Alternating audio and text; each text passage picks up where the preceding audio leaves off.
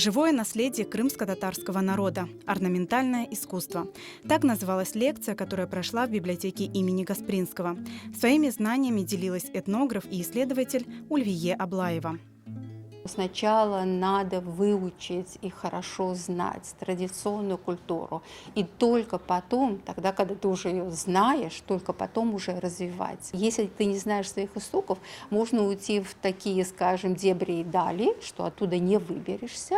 И последующие поколения будут говорить, что вот это тоже, вот это вот наш кусок, совершенно неверный, какой-то миксовый, но вот это вот наше, и развиваем то, что вот это миксовое. Это неправильно. На 1,5 часа гости погрузились в экскурс по истории декоративно-прикладного искусства крымских татар. Было много-много ремесел, было много разных, да, там декоративно-прикладное, вот разные направления. Но, наверное, наиболее, можно сказать, удачно, да, что более-менее еще сохраняется вышивка. Там Зулейха Бекирова преподавала 90-е годы, передавала свои знания ученикам. Вот то, что не другие ремесла, а вот это, ну, немного ювелирное искусство благодаря Айдеру Асанову. Причем самое интересное, самое легкое возродились, это махлама. Про махлама я вообще сегодня вы видели, да, даже слова не сказала.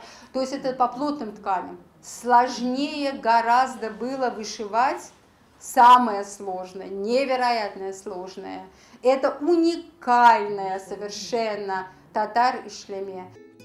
Гости отметили важность таких встреч, особенно сейчас, когда волна глобализации грозит малым народам, стирая границы их идентичности.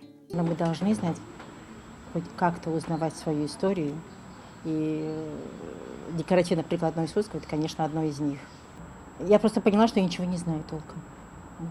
По этой теме, то есть и по этой вышивке, я знаю, что вышивали вот сейчас фесы, там, марамалар, а чтобы настолько глубоко настолько это было все красиво.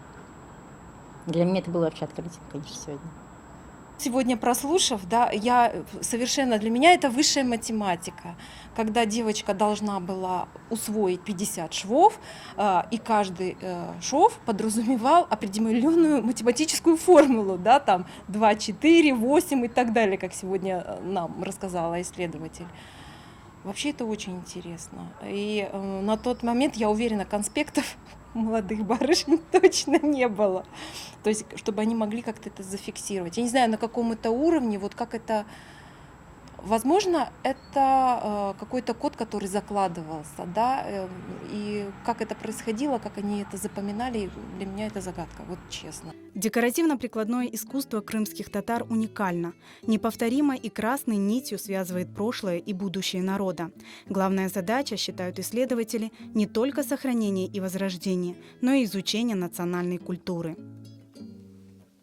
Без мусульман халқы оларақ, Хурана yazılmış, что вы должны изучать и знать всегда, то я в этом убеждена. Надо знать обязательно.